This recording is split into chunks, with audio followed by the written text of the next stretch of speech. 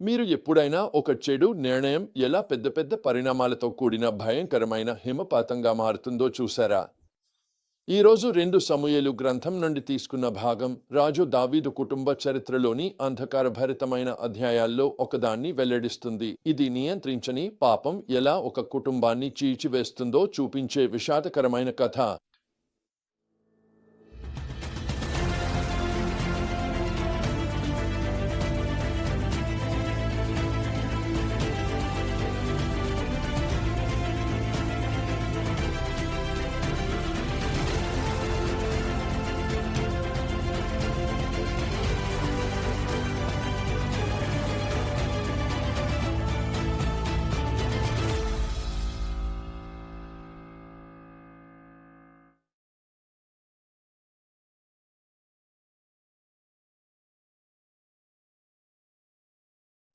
ఈ ప్రధాన సత్యం మనసును కలిచివేస్తుంది. మనము పాపాన్ని ఎదుర్కొని దానిని సరిగా పరిష్కరించడంలో విఫలమైతే అది తరచుగా మరింత పెద్ద పాపాలకు మరియు మరింత భయంకరమైన పరిణామాలకు దారితీస్తుంది. ఒక హింసాత్మక చర్య ఎలా ప్రతీకారం, ద్వేషం మరియు తారుమారు అయిన సంబంధాల శృంఖలను ప్రారంభించి తరాల పాటు ప్రభావం చూపుతుందో ఈ కథ బాధాకరంగా చూపిస్తుంది. ఈ కథనం రాజు దావీదు మొదటి కుమారుడు అమ్నోను తన అర్ధ సోదరి తామారును పట్ల మోజు పెంచుకోవడం ద్వారా ప్రారంభమవుతుంది.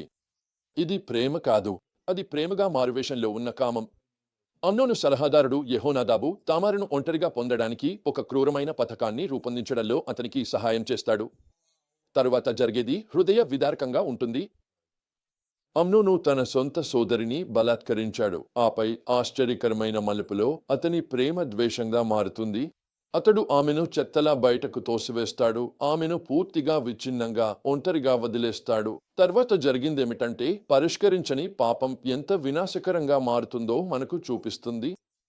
తామారుతో జరిగిన విషయం గురించి తెలుసుకున్న దావీదు కోపంతో రగిలిపోతాడు. కానీ అతడు చేసినది అంతే. అతడు ఎలాంటి చర్య తీసుకోలేదు. ఎందుకు? బహుశా బత్షెబతో తన ఇటీవలి పాపం వల్ల అతనికి తన కుమారుడిని తీర్పు చెప్పే హక్కు లేదనిపించి ఉండవచ్చు. కానీ అతని మౌనం ఒక ప్రమాదకరమైన ఖాళీని సృష్టించింది. అప్పుడు తామారుకు తమ్ముడైన అబ్షాలోము తనదైన న్యాయాన్ని తీసుకుని ముందుకు వచ్చాడు. 2 సంవత్సరాల పాటు అతడు తన ద్వేషాన్ని పెంచుకుంటూ ప్రతీకారం కోసం ప్రణాళిక వేశాడు. మార్పు చివరికి అది జరగదు. అమ్నోనును హత్య చేయడం ఇప్పుడు ఇదే స్థలంలో కీర్తన 14 అద్భుతంగా సరిపోతుంది. ఇది దేవుడు లేడని చెప్పే మూర్ఖుడి గురించి చెబుతుంది. అతని చర్యలు హీనంగా మరియు భ్రష్టంగా ఉంటాయని. ఇది మన కళ్ల ముందే అమ్నోను మరియు అబ్షాలోములో కనిపిస్తోంది. వారు ఒక్కొక్కరుగా తమకే సరైనదిగా అనిపించినదే చేశారు, దేవుని మార్గాన్ని అనుసరించకుండా. కానీ ఇది మనల్ని ఆలోచింపజేసే విషయం.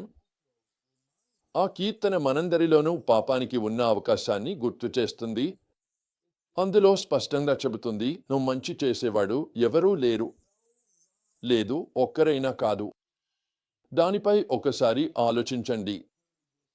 మనమందరం ఆదాం నుండి తరతరాలుగా వచ్చిన పాప స్వభావాన్ని మోస్తున్నాం.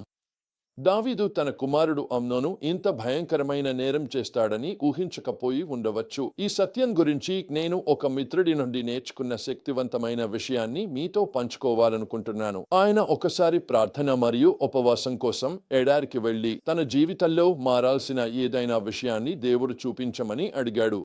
ఆయన తిరిగి వచ్చినప్పుడు దేవుడు ఆయనకు ఏమి చూపించాడో నేను అడిగాను. ఆయన సమాధానం నన్ను బాగా ప్రభావితం చేసింది. ఆయన అన్నాడు, నాకు ముందు భయంకరమైన పాపాల గురించి వింటే నేను ఎప్పుడు అలాంటివి చేయను అనుకునేవాడిని. కానీ దేవుడు నా హృదయంతో మాట్లాడి, ఇకపై నీవు అలా చెప్పలేవు అన్నాడు. నీవు చెప్పగలిగేది ఒక్కటే, దేవుని కృప వల్లనే నేను అలా చేయను అని. ఎందుకంటే నీ శరీరంలో మంచి ఏది నివసించదు. నీవు ఏ పాపానికైనా అర్హుడివి. నీవు పడిపోకుండా ఉండేందుకు నన్ను మరియు నా కృపను నమ్ముకోవాలి. ఆ కథ మరో విషాదమైన మలుపు తీసుకుంటుంది. అబ్షాలోము నిర్వాసనానికి వెళ్తాడు. కానీ జోనాదాబు ఒక జ్ఞానవంతమైన స్త్రీ ద్వారా చతురతతో వ్యవహరించి చివరికి అతను తిరిగి ఇంటికి వస్తాడు. కానీ ఇక్కడే సమస్య ఉంది. అబ్షాలోము శారీరకంగా యెరూషలేముకు తిరిగొచ్చిన తన తండ్రితో నిజమైన సమరసన ఎప్పుడూ జరగలేదు. పరిస్థితులు అంతగా చెడిపోయాయి కాబట్టి అబ్షాలోము తన తండ్రి దృష్టిని ఆకర్షించేందుకు జోనాదాబు పొలాన్ని తగలబెట్టాల్సి వచ్చింది. అవును, ఈ భాగం దావీదు మరియు అబ్షాలోము మధ్య ఒక ముద్దుతో ముగుస్తుంది, కానీ అది కేవలం ప్రదర్శన మాత్రమే. నిజమైన సమస్యలు ఎప్పుడూ పరిష్కరించబడలేదు మరియు ఇది ఇంకా భయంకరమైన దానికి దారితీస్తుందని మనకు తెలుసు.